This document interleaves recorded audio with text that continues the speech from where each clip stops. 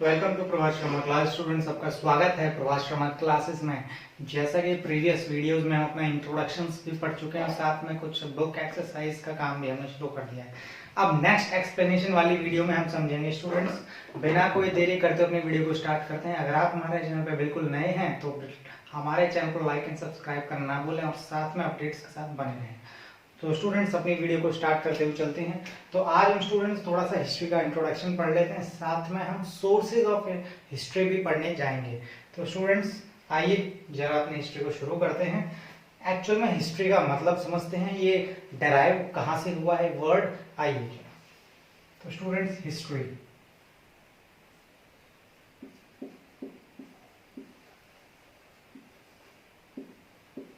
History जो word है students, वो एक ग्रीक वर्ड से डिराइव है। ग्रीक वर्ड यानी कि यूनानी शब्द से, और वो ग्रीक वर्ड है हमारा हिस्टोरिया।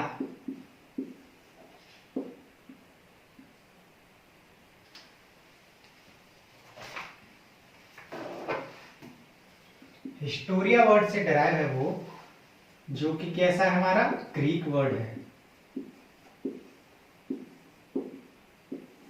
Greek word Historia. अब इस हिस्टोरिया का मतलब क्या है स्टूडेंट्स? इस हिस्टोरिया का मतलब होता है द नॉलेज और इंफॉर्मेशन गैदर्ड बाय इन्वेस्टिगेशन, यानी कि ऐसी जानकारी प्राप्त करना जो हम जांच पड़ताल से शुरू करते हैं, यानी कि जानकारी को जांच पड़ताल की मदद से प्राप्त करना। जब भी हम कोई भी नॉलेज इन्वेस्टिगेट करते हैं, कोई भी चीज को फाउंड करते हैं या उस पर रिसर्च वर्क करते हैं, तो जो भी हमें नॉलेज मिलती है उसी नॉलेज को हमने हिस्ट्री में रखा है, और यही इसके ग्रीक वर्ड से पता चलता है। और स्टूडेंट्स,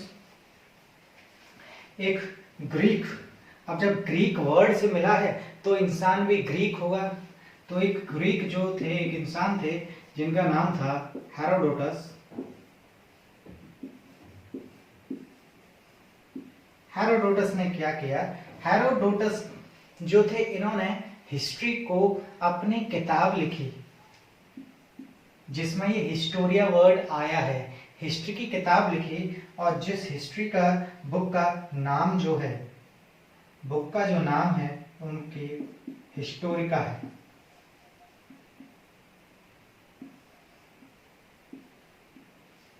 उनकी बुक का नाम हिस्टोरिका है क्योंकि इन्होंने हिस्ट्री को सबसे पहले रिटन फॉर्म में प्रेजेंट किया था।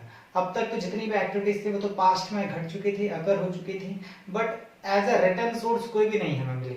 इन्होंने अपने हिस्ट्री ही वर्ड को अपनी हिस्टोरिका वर्ड में देना शुरू कर दिया, और यहीं से ही हमारा हिस्ट्री का स्टार्ट हो गया रिटन फॉर्म में। तो स्टूडेंट्स, इसीलिए क्योंकि इन्होंने रिटन फॉर्म में प्रेजेंट किया है हमारी हिस्ट्री को, इसीलिए इनको फादर ऑफ हिस्ट्री भी बोला जाता है।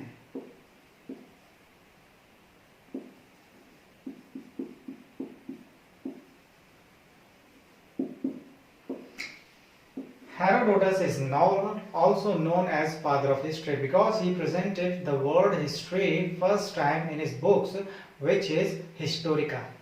स्टूडेंट्स, नया जरा एक और चीज समझते हैं। ये तो उन्होंने प्रेजेंट कर लिया कि हिस्ट्री जो है वो इन्हीं के बुक से हमें वर्ड मिला है, हिस्ट्री, हिस्टोरिया, और किताब का नाम क्या था? हिस्टोरिका। तो अब ये तो मिला है, अब बात आती है कि इंफॉर्मेशन कहाँ से गैदर्ड होगी, कहाँ से इंफॉर्मेशन आएगी। ये तो उन्होंने अपनी बुक्स में लिख दिया कि हमारी जो है हिस्टोरिका वर्ड है, ठीक। अब जरा देखते हैं कि अब वो रिसोर्सेज जो है वो कहाँ से आई, सोर्सेज ऑफ हिस्ट्री कहाँ से आई, उन्होंने कहाँ से इंफॉर्मेशन गैदर करी। आइए जरा समझते हैं सोर्सेज ऑफ हिस्ट्री, जो कि एक बहुत इंपॉर्टेंट टॉपिक है। और सोर्सेज ऑफ हिस्ट्री से हमें ये भी पता चलता है कि हम कहाँ से हिस्ट्री की इंफॉर्मेशन गैदर करते हैं। तो स्टूडेंट्स, ये आपका छोटा सा इंट्रोडक्शन था। आइए सोर्सेज ऑफ हिस्ट्री पढ़ते हैं।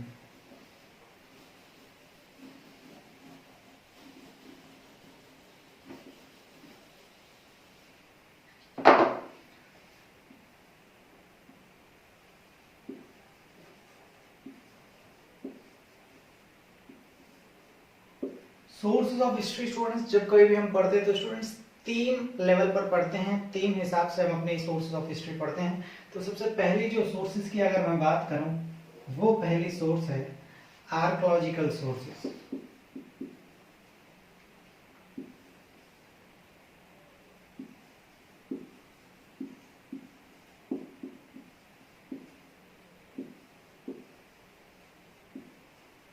आर्कोलॉजिकल सबसे पहली लेवल है, तो सबसे पहली लेवल को हम डिस्कस करते हैं आर्कोलॉजिकल सोर्सेज। इन आर्कोलॉजिकल सोर्सेज में आता क्या है स्टूडेंट्स? इन आर्कोलॉजिकल सोर्सेज में आता है फॉसिल्स, एविडेंसेस जो हमें पुराने टाइम पर मिले हैं। नेक्स्ट इसमें आता है हमारा मॉन्यूमेंट्स,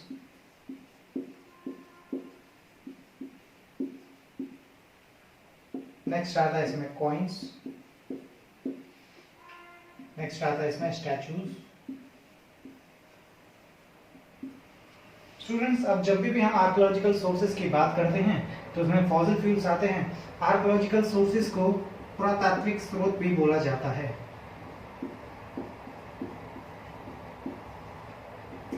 ऐसे सोर्सेज जहां से हमें हिस्ट्री के बारे में जानकारी मिलती है। फॉसिल्स को हम जैसे फॉसिल एविडेंसेस जो हमारे पास्ट में जितने भी हमारे प्लांट्स एनिमल्स के जो रिमेन्स हैं, सबूत जो हमें मिलते हैं, वो उन सबको कलेक्ट करके जो हमने इंफॉर्मेशन गैदर करी है वो सारी हमारी फॉसिल्स में आ जाती है। ठीक, जैसे हमने उस टाइम पर पढ़े थे, अगर हम बात करें आदि हमने पैलियोलिथिकल साइट्स और नियोलिथिकल साइट्स हमने बहुत सारी पढ़ी थी। और नियोलिथिकल साइट्स में हमने वो मेहरगढ़ पढ़ा था हमने पाकिस्तान में।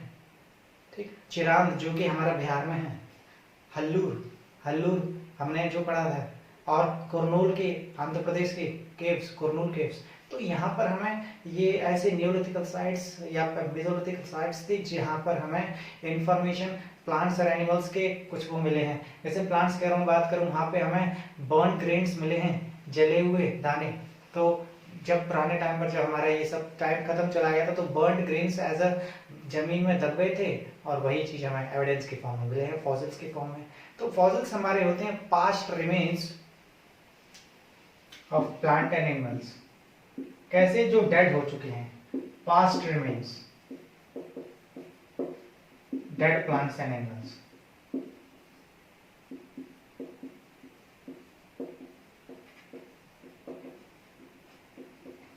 नेक्स्ट बात आती है मॉन्यूमेंट्स की।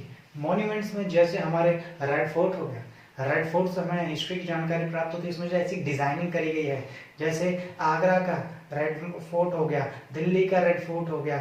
अगर मैं बात करूं ताजमहल मॉन्यूमेंट्स है, वहां पर देखो कैसे शाहजहां ने अपनी मुमताज महल के लिए ताजमहल बनवाया। अगर मैं बात करता हूँ फतेहपुर सीकरी, ठीक, तो गोल गुम्बज, ठीक, तो ये सारे ऐसे मॉन्यूमेंट्स होते हैं जहां पर हमें जानकारी मिलती है। सांची स्तूप जो कि अशोक के टाइम पर बना हुआ है। नेक्स्ट स्टूडेंट्स अगर मैं बात करता हूं, इसमें इंस्क्रिप्शंस भी आ जाएंगे बच्चे।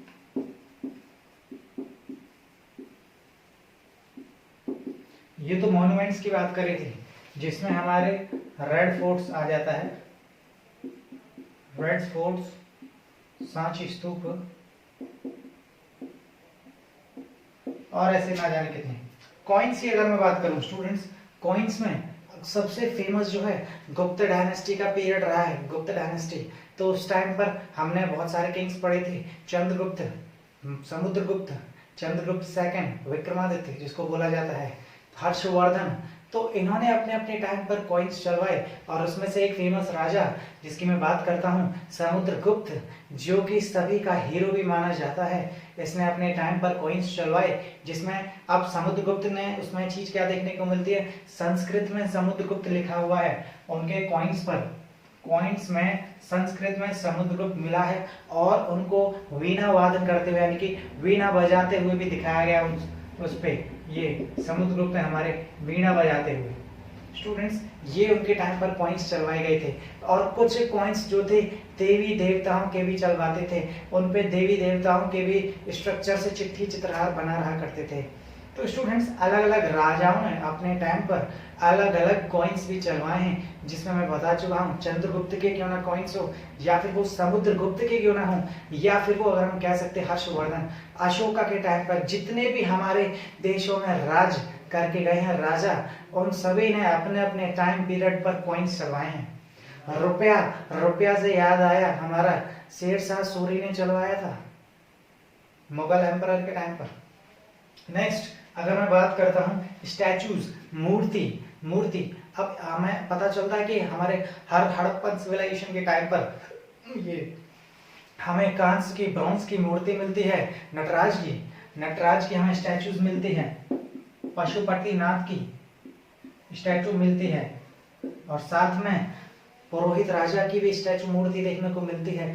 तो वहां से भी हम अपनी इंफॉर्मेशन गैदर कर सकते हैं कि कितने टाइम पर पुरानी मूर्ति होगी। तो हमारे हिस्टोरियंस इन सब चीजों का पता लगाते हैं कि ये मूर्ति कितने सालों का पुरानी है। अब नटराज मैंने लिख दिया जो कि ब्रोंज के बनी हुई थी, और साथ में डांस करते हुए एक पशुपतिनाथ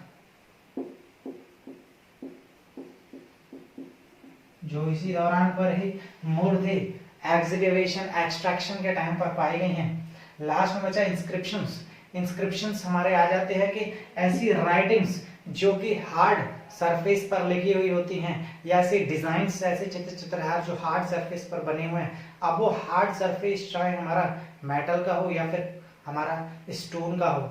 अगर हम बात करें इंस्क्रिप्शंस में, पुराने टाइम पर राजा महाराजा अपने गाथा लिखवा दिया करते थे, अपनी जो अच्छे अच्छे काम उन्होंने किए वो सारी एक्टिविटीज लिखवा दिया करते थे।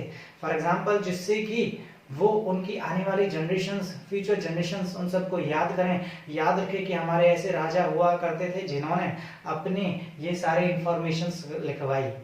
एक बात करता हूँ इंस्क्रिप्शन अशोका के, अशोका इंस्क्रिप्शन जो कि उन्होंने अपने टाइम पर लिखवाए हैं, और अशोका ने ही अपनी जो भी सारी एक्टिविटीज जो परफॉर्म करी थी वो सारे अपने पत्थरों पर लिखवा दी हैं। इंस्क्रिप्शंस को स्टूडेंट्स अभिलेख भी बोला जाता है।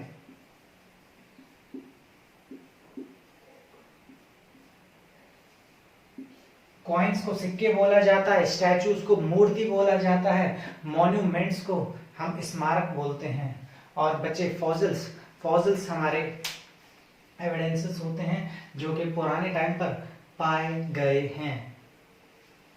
अवशेष, इनको अवशेष बोला जाता है।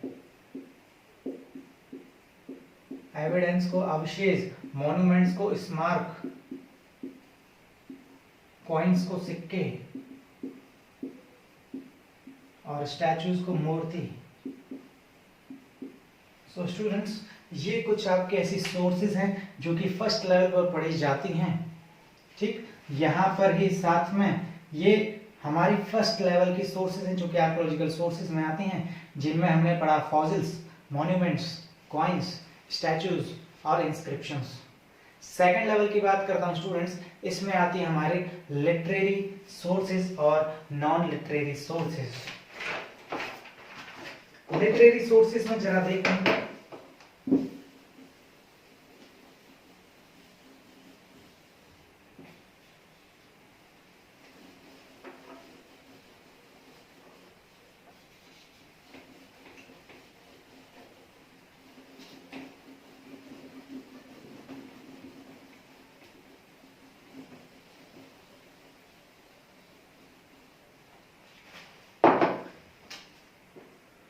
सेकंड में स्टूडेंट्स आती है हमारी लिटरेरी सोर्सेज।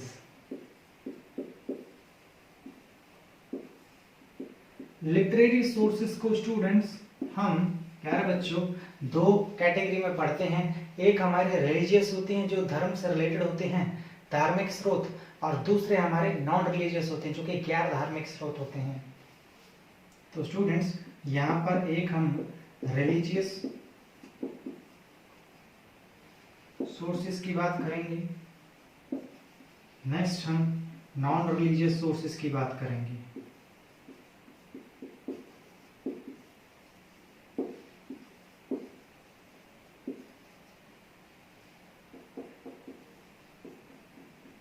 रिलीजियस सोर्सेज यानी कि जो हमारे धर्म के जो हैं, जितने भी हमारे रामायण, महाभारत, कुरान, गुरु ग्रंथ और हमारे बहुत सारी बाइबल, बौद्ध चरित्र जो कि हमें गौतम बुद्ध के बारे में जानकारी देती है, उनके सारे जीवन काल, लाइफ टाइम की हिस्ट्री बताती है वो।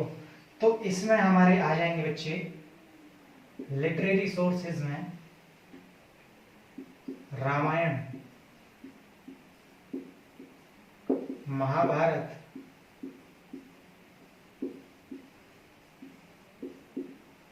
बौद्ध चरित,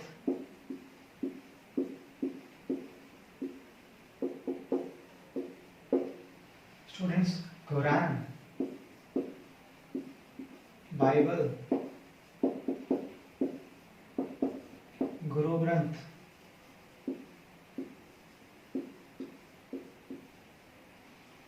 ठीक। तो ये सारी हमारी एज अ रिलीजियस बुक्स हैं। भागवत गीता,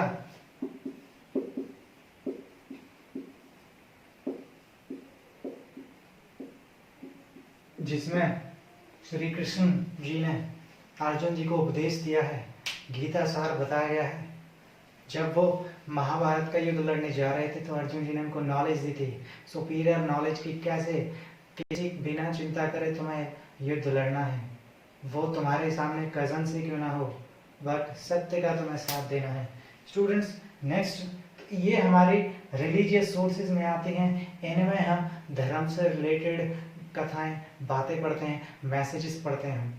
तो ये हमारे रिलीजियस सोर्सेज हैं। अगर मैं नॉन रिलीजियस सोर्सेज की बात करूं, जैसे पुराने टाइम पर हमारे मैगस्थनीज ने इंडिका लिखी थी। अगर मैं बात करूं अर्थशास्त्र, जो कि हमारे कौटिल्य, विष्णुगुप्त, चाणक्य ने लिखा था। अगर मैं बात करूं मुद्राक्ष, जो कि विशाखदत्त ने लिखा था। अगर मैं बात करूं कल्पसूत्र, जो कि भद्रबाहु ने लिखा था, ठीक। महाभाष्य, जो कि पतंजलि ने लिखा था। इसमें हमारी नॉन रिलीजियस बुक्स में हमारी बायोग्राफीज प्लस ऑटोबायोग्राफीज भी आ जाती हैं। बायोग्राफीज वो होती हैं जो दूसरा इंसान लिखता है। जैसे फॉर एग्जाम्पल हमारे टाइम पर कोई राजा राज कर रहा है, रूल कर रहा है, और मैं उसके बारे में, उसके एक्टिविटीज को एक बुक में लिखता हूँ, एक डॉक्यूमेंट्स की फॉर्म में लिखता हूँ, तो वो बायोग्राफी है। और एक होता है ऑटोबायोग्राफी, यानी कि खुद अपने आप ही अपनी कहानी लिखना। जैसे फॉर एग्जाम्पल छोटी क्लास में टीचर्स बोल दिया करते थे कि बेटा अब जरा ध्यान दें, उसमें क्या है, अगर टीचर हमें बता रहा है कि अपने आप ही लिखो, अपने आप ही अपनी कहानी लिखनी है, तो बच्चा उसमें ऑटोबायोग्राफी लिख रहा है।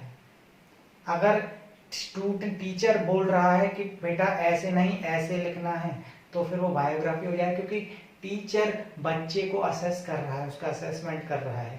स्टूडेंट्स, तो ये हमारी इसमें रिलीजियस सोर्सेज में हमारी बायोग्राफी प्लस ऑटोबायोग्राफी भी आ जाती हैं।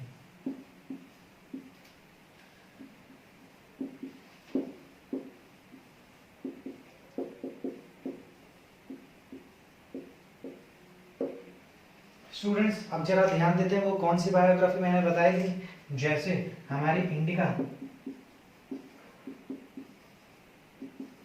इकोनॉमिक्स, अर्थशास्त्र जिसको हम बोलते हैं, अर्थशास्त्र ही लिख लेते हैं क्योंकि ये बुक का नाम ही अर्थशास्त्र है। इकोनॉमिक्स तो अंग्रेजों ने डराइव किया है वर्ड, अर्थशास्त्र।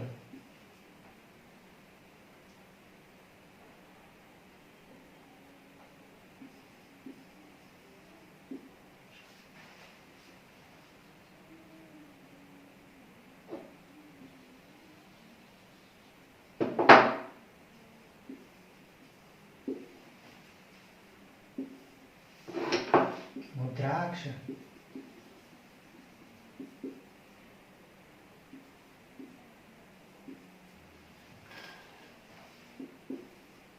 कल्पसूत्र, जो कि महाभाष्य ने लिखा है, भद्रबाहु ने कल्पसूत्र लिखा है।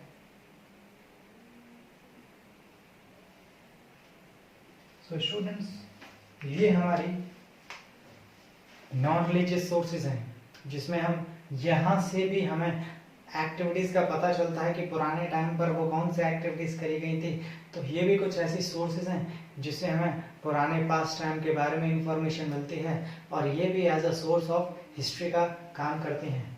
तो स्टूडेंट्स, इसमें लिटरेरी सोर्सेज में हमने पढ़ा, क्योंकि ये एज अ रिटन फॉर्म में हमें बुक में मिली हैं, बुक्स की फॉर्म में मिली हैं, तो इसमें ये सारे हमारे religious sources plus non religious sources भी आ जाएंगे, जो कि हमारे हिस्ट्री के एक्टिविटीज भी बताती हैं। नेक्स्ट अगर मैं बात करता हूँ स्टूडेंट्स, अब आ जाएगा हमारा third, description of foreign travellers, यानी कि विदेशी यात्रियों द्वारा लिखी हुई बुक्स।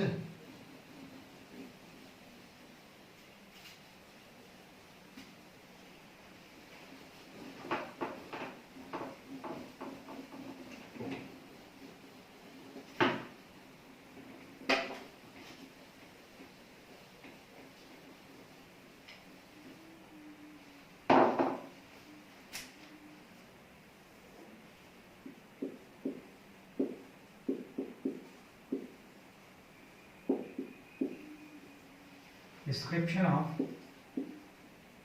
foreign travelers.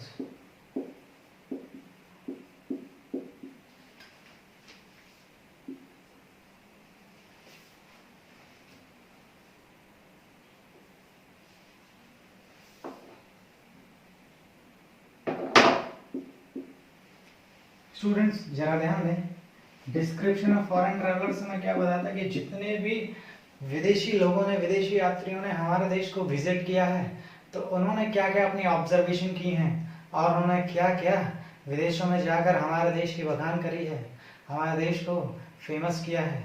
अब जरा स्टूडेंट्स इसमें जरा जान लेते हैं।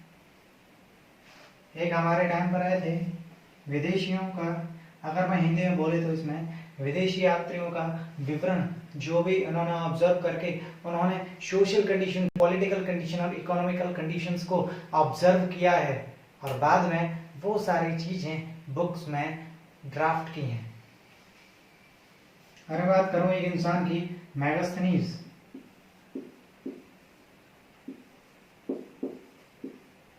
जो कि एक ग्रीक ट्रैवलर था, ठीक, जो कि किसके टाइम पीरियड पे आया, चंद्रगुप्त के टाइम पीरियड पर आया, चंद्रगुप्त मौर्य के टाइम पर आया, ठीक, चंद्रगुप्त मौर्य टाइम पर आया। सेकंड, कुछ चाइनीज ट्रैवलर्स भी हमारे देश में हैं। चाइनीज ट्रैवलर की अगर मैं बात करूं, एक चाइनीज ट्रैवलर है फाहियान,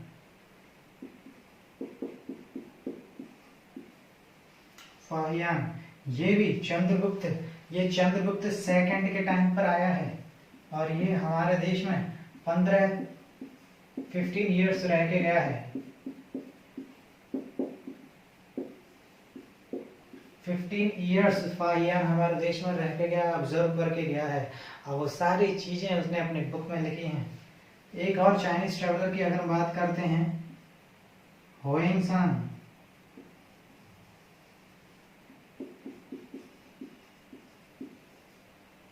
होइंग-सांग भी ये करीब हमारे हर्षवर्धन के टाइम पर आए थे, जब हर्षवर्धन अपनी असेंबली ऑर्गेनाइज कर रहा था उसी के दौरान पर ही आए थे और करीब 16 ईयर्स हमारे देश में रह गए।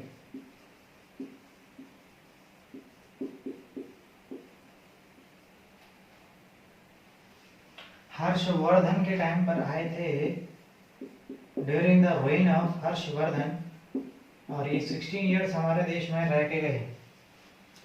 एक हमारा एक मोरक्को से अफ्रीकन ट्रैवलर आया था, अफ्रीकन देश से रहने वाला, जिसका नाम था इब्न बतूता, और उसने अपनी एक बुक लिखी रहला, और ये इब्न बतूता जो थे केरला के रास्ते से आया था हमारे देश में, क्योंकि केरला को सिटी ऑफ स्पीशीज भी बोला जाता है, मसालों का शहर, क्योंकि वहां पर मसालों का प्रोडक्शन ज्यादा हुआ करता था, स्पीशीज का, और उसी रास्ते से वो आया और हमारे देश को ऑब्जर्व किया, एक्सप्लोर किया हमारे देश को। और एक और फॉरेन ट्रैवलर की अगर हम बात करते हैं, इब्न बतूता,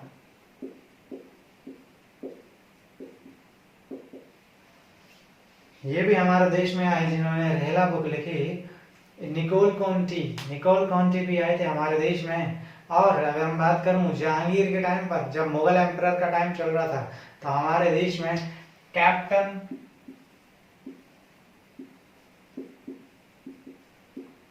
विलियम हॉकिंस आए थे।